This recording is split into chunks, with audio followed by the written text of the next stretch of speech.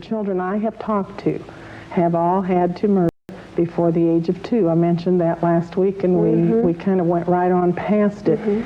That is something that is beyond anything I could comprehend. Right. But in some way, whether with the help of an adult's hand over theirs, or by having them practice, by getting them excited to be part of the adult scene. These children have never seen a normal life, for goodness sakes. They do murder. And the evil thing that happens is they really believe they want to. They want to do what the older people are doing, and they're praised for that. And that becomes their goal, to be like the adults and to do these horrible things. There is a little part in them that I believe we all have, that natural, good, God-given part that knows it's wrong.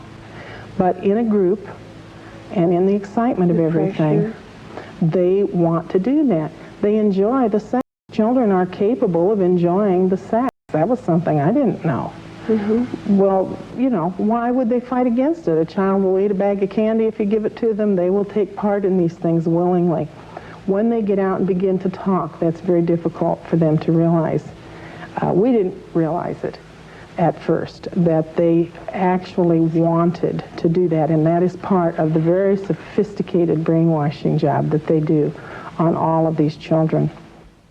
The part that made me to believe this child's story was that when he finally said this baby, he talked about several, but this particular baby had been killed, stabbed in a different way, but stabbed. He curled up in a fetal position. He was 9 years old when he was telling this story. He curled up in a fetal position, and his eyes got real glazed, and he said, they cooked that baby on the grill. Oh, my gosh. And I thought, he has really flipped out. I mean, I didn't know. And he said, oh, gross, it smelled like rotten chicken or rotten deer. He then went on and told us how they would cut out the heart, or they would cut off the sex organs. They would save them in the refrigerator, in the freezer. And this is a very typical thing that these kids talk about. They worship the sex organs, and they kept it for another ceremony. They will always use these bodies one way or another. I didn't get any answers from that child about what happened to the bodies. Where did they go? Eventually, the little ones that I was talking about first talked about throwing the babies in the fire. And I asked about that, and you mean they were dead and then they threw them in the fire? And the littlest one said, no, them was alive, and them threw them, you know, like this. The most horrible story about fire that I have to tell, and this is extremely disturbing, was a little girl. She is a teenager, as she was telling me this story, and she was describing the barn where they used to go to have their meetings. And she told how they would gather outside of the barn and do their chanting. And then as they went on into the barn, they would be split into different groups. And she was never with any of her family. They all went to different places. And I asked her where she had to go, and she said, oh, I was always in the burning room.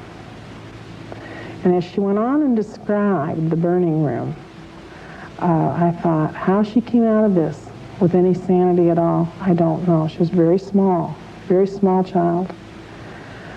They would take young children, and we're probably talking preschoolers. I don't think that they dealt much with the older ones.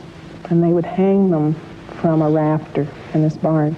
And there would be as many as 5 to 10 hung in a row.